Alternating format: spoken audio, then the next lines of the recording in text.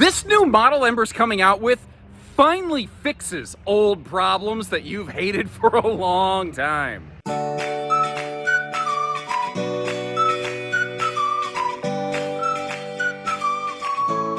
Hey everybody, Josh RV Nerd of Bish's RV down here at Ember today, getting you the first look at the new 21 FBE. This is a very familiar layout. You've definitely seen a lot of other builders make it. I would say the easiest parallel would be to draw between this and something like a 2205S Rockwood.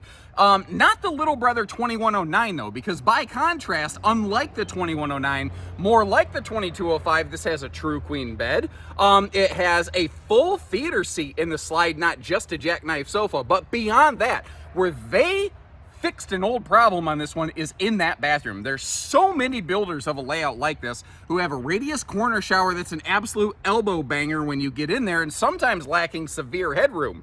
This one will not give you the severe tire damage. Instead, you've got a nice large rectangular shower and a very fluffy, friendly toilet space, because they got to build it from the ground up based on your feedback. That's one of my favorite things with Ember. They're so in tune with what people are looking for and asking for, and they're providing more of that every single time they come out with a new layout. Now, this is the very first prototype of this model, and there will be a couple changes before it goes into production that we're going to cover in this video. One of those is that the countertop space is actually going to get bigger, and the room for the stools, the little dining desk, dinesque area, that will also grow a little bit without affecting the total size of the floor plan. This should work for a lot of half tons. It's just under 26 feet total length. The weight category falls nicely into half ton range, and it's got an extra tall ceiling, which I like just for the general openness of it, not to mention when I'm standing in the shower. They also gave this thing really nice awning space. Goodyear tires, holding tank heaters, enclosed heated underbelly. There are so many good factors wrapped up into this. But like any RV, it's also got a couple things make you go, eh. And we're gonna try to hit on both the good and the eh as we go today. And I would like to hear from you. Let me know what you think about this. Where did they nail it and where did they fail it? So anytime I'm faced like this with a floor plan that's similar to things that are already out there, like I said, I already mentioned kind of like that Rockwood 2205. Definitely this is in that kind of wheelhouse. I like to focus on where they're different, not so much where they're the same, because I think that kind of goes a little more without saying. One of the key factors here is Ember sticking with their taller ceiling. This is a 6'10" ceiling clearance, which is way bigger than industry standard, bigger than almost anybody else out there. These are also ventless and carpetless and easily cleaned. One of the other things that we're going to talk about later when we close the slide up is they are using a slide mechanism and construction combination that allows them to, allows you to actually sit in and occupy the slide while it's closed, which really begs the question when we see it, does this floor plan even need a slide? I'd be curious how many no-slide lovers would like to see a no-slide version of this out there. Leave me some comments. Up top, that's also the Furrion Chill Cube, an extremely energy-efficient air system that also has up to 18,000 BTUs of output. Now, it is in the main cabin a non-ducted system, which also makes it very efficient. It does have a central air duct that leads into the bathroom, though, so you're not going to be, sweating while you're in there, enjoying your morning constitutional. The bathroom has a smaller size of a max air type fan. Here in the biggest cabin, though, if you want to force some cross breeze airflow across the windows, which this has some, whether it's across the sofa, across the bed, some great cross breeze potential. They're really nailing it there. This is also a 60 by 80 true queen bed. It is not any sort of weird folding bendy bed. It is no form of short queen. You can go to basically any residential mattress store and find a replacement for that, because the thing is, most factory beds are not awesome, because there is no answer as to what is the correct mattress. Some people say one that's comfortable. Well, my wife and I enjoy a sleep number bed, and our sleep number is 35 apart. There is no one mattress that is going to be comfortable for even just the two of us. So manufacturers don't tend to spend a lot on bedding that you're probably going to change or replace. There are household outlets on the faces of your side stands, but back around the corner of the hanging wardrobe tower where you see the amber, not blue light kind of night lighting there, there's also household and USB plugs. Now, the USBs they're using are, I think, Type 2.0 and a USB Type C. so that you can get some decent fast charging out of these. And you may have noticed, you can see that white track up on the ceiling. They are including a little bit of a privacy curtain here. Now, straight across from the sofa is where the entertainment's located. Obviously, that TV can pivot around, but with a 6'10" ceiling, it is mounted awful high. However, that allowed them to include some good window coverage as well as what do I want to say? Television. Hold on, my brain. I forgot how to make words.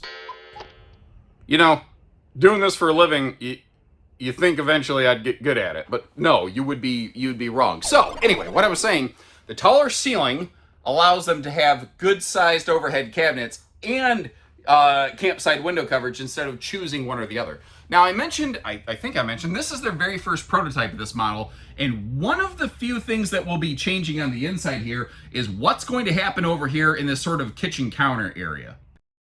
Because if you look at this, they were kind of going for something like the 21 RKE Ember E series, but they didn't have quite as much of a countertop overhang, and those stools are smashed right against one another, and that's not really functional. If you have two American-sized people, you're not going to be able to sit there without one of you shoving the other off the stool.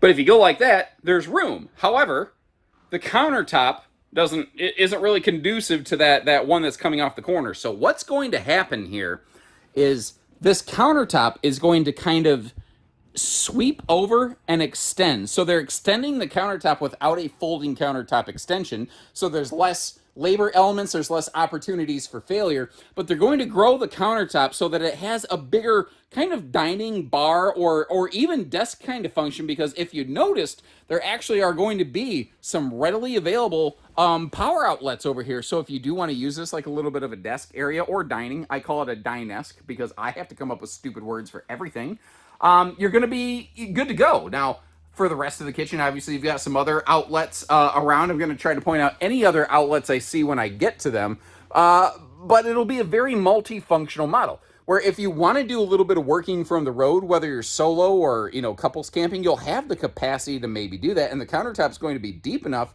you could even use it as a multi-monitor kind of station, or you could just have maximum prep space, and as you can see, some really good storage here. I'm going to circle back and get all the storage opened up for you in just a few minutes here.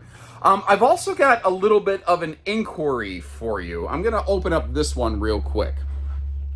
This is just a massive pantry right here.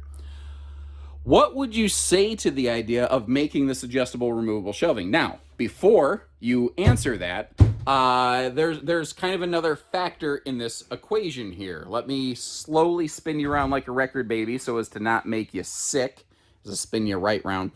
Over here in the slide, there's also a pantry, but that one already includes a removable shelf so that you can make it hanging storage. So you already have 3 spaces for hanging storage. Do you need that rear storage back there to be a big giant hanging space? Or do you just prefer it to be solid fixed shelves where you can really load them up and head on down the road, Leave me a note, let me know, because Ember's actually very curious on that. They specifically asked me to inquire on that thing for you. So this is a Norco Exact Slide system. There are 2 primary different cable slide systems out there, AccuSlide and Exact Slide, both made by Norco, or BAL, B-A-L. This one right here is kind of a more direct replacement, typically for a Schwintek slide, but it offers some interesting, unique benefits. One of which is, especially when paired with proper floor construction in the slide, which is what they're doing here, you can sit in this slide while it is retracted in traveling road mode, which makes this floor plan like completely perfect for stealth mode camping. And that is one of those things that a lot of towable RVs simply don't typically offer. Another thing I noticed, their overhead cabinets are still including struts here above that theater seat. That's something I really like. And if you don't like the population control on that theater seat, that middle section with the thin armrest and cup holders can actually be completely removed, and you can convert it into a love seat if you prefer. That's totally up to you. The privacy curtain's a nice little touch. Some people don't care in an open concept couples design, but some people really like to have the concept of some privacy in here. It just depends. I'll say they're doing a really nice lighting package overall in here as well. It does not feel dark. It doesn't feel constricted or anything like that. Although, speaking of a little bit darker, did you notice the headboard area above the bed is now a little bit darker accent wall? Just something to kind of break up the color palette monotony a little bit. I kind of like it. It brings sort of like a bit of a smoky vibe to the Ember, which somehow, to me, it just feels correct. I don't know. Then again, I'm not an interior decor genius, but I'm very fortunate to have a wife who's awesome at that stuff. So I think our house looks really nice. And I'm not just saying that because my wife did the work. Frankly, so she doesn't even watch my videos. Graces. I don't blame her. I don't know why anybody watches my videos. Anyway, in the kitchen, you may have noticed how there are soft close residential drawer glides. I was kind of surprised they included that here, even down in the E series. And they maximize countertop prep space here by sort of minimizing kitchen cooking facilities that most people, not everybody, but most people don't tend to use a great deal. So you've got a dual high output burner instead of 2 low outputs and 1 high output, 3 burner stovetop. So that's already freeing up some space. And they maximize the overhead storage by, instead of a propane oven, going with an electric oven here with an air fryer microwave kind of wombo combo. Now, if you're like, no, I need a gas oven, not a problem. Look at the 20 FB Ember Touring. That will actually have the larger propane oven included in it. So they have different series for different kind of features. I've also been told that the analog thermostat, specifically for the furnace, is going to go away. Whereas this remote control over here on the right, that's actually for your air conditioner, your Chill Cube air conditioner. Now, there's a couple things that are really cool about this. One, it's shockingly quiet. Actually, if you get on Furrion's website and you check out their promo materials on it, you'll hear where I'm actually in a Brinkley RV running that thing at full tilt, and you can hear me talking plain as day. They actually took a snippet from my video to use in their promo materials. Evidently, they thought it, was good. I'm not sure. Now, this is a prototype, and it has already been advised this is not the final arrangement of the bathroom. Specifically, the toilet won't be here. That toilet is too close to the door, and as you can see, it has extra space to the right of it. It is going to be shifted to the right a little bit and centered up within this rear wall so that it will have awesome elbow and shoulder room. Now, I'm about to do my toilet selfie champion routine. I want you to understand, as I'm doing that, I am half cheeking it. I've only basically got my right side on the toilet to help simulate how that toilet will look when it goes into actual production in terms of elbow room. So it might vary a little bit. I highly, highly recommend when these go into actual production, you actually, play house a little bit. Get inside this RV and sit on the toilet. Stand in the shower like I do. There's a reason I do that. I'm not trying to be cute. I'm not trying to be funny. I'm trying to help you understand how an American-sized person actually fits on these things. Now, based on your feedback, they've done a couple things here.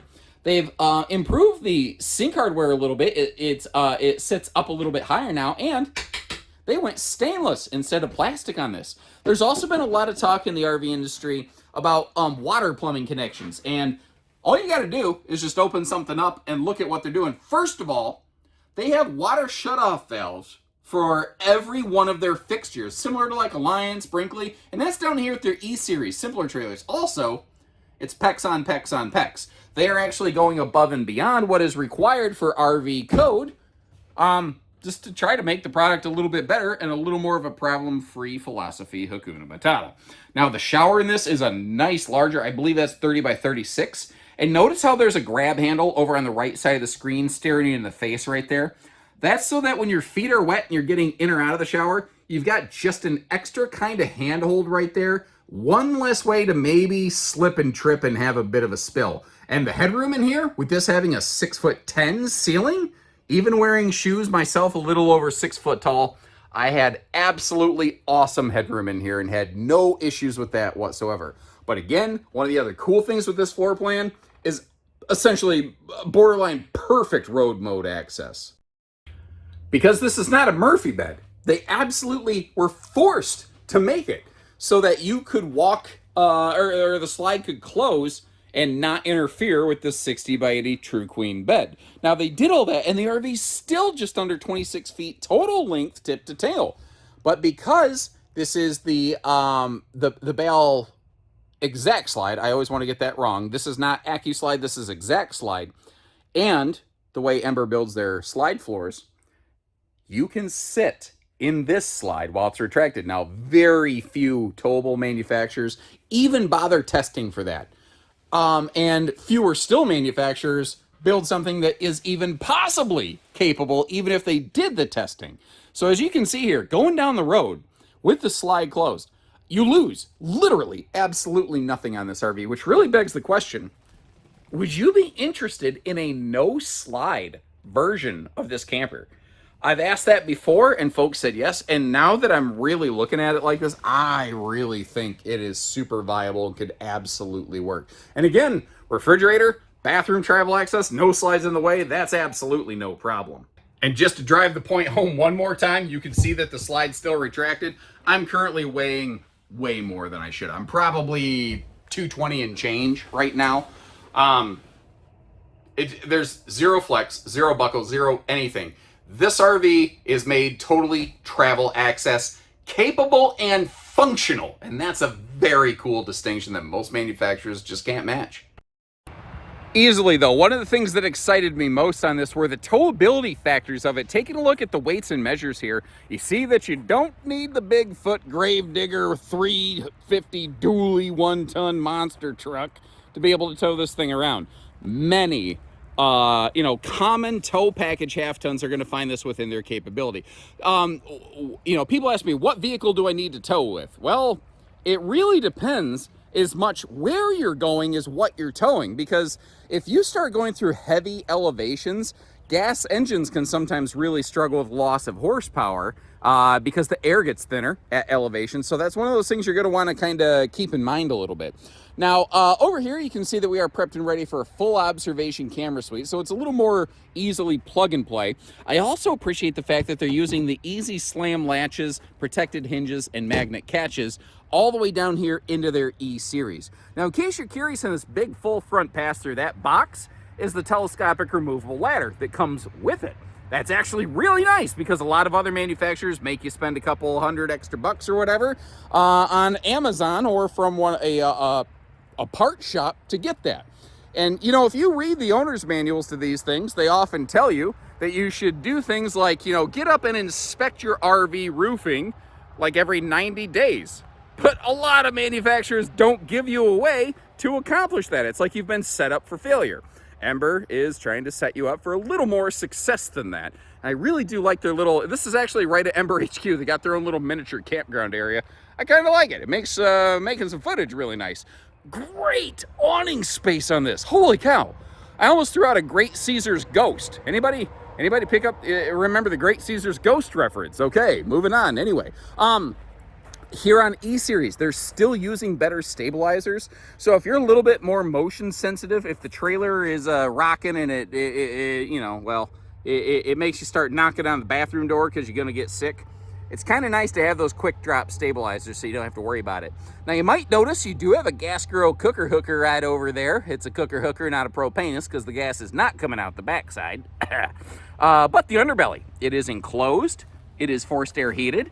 They do have holding tank heaters still standard on these, and you may have noticed how they're giving us a stinky slinky sewer tube right there so that you don't have to mix your black tank stuff with everything else and give yourself, I don't know, diphtheria, pink eye, something like that. And at a glance, you really don't see the campsite window coverage because it's sort of just all masked right in that sort of, horizontal eye shadow line right there. Those are Goodyear radial tires, by the way. This series doesn't use any sort of fancy special suspension package. It's a little more casual grade for folks like me that don't camp a ton. Whereas, if you're going to be on the road a lot, that's where you want to look at like the Touring Edition. We're going to talk about that a little bit more. Oh, remember how I said this is a prototype model? One of the things that's going to be changing is the location of the water. Well, the orientation of the water heater, not the location. It's not going to move. It's going to rotate so that the hot air exhaust comes off the back side of the RV. So that one, the gas will come out the back side. And those tail lights, they're going to drop down into the skirt line. So you're actually removing 2 holes from a laminated sidewall.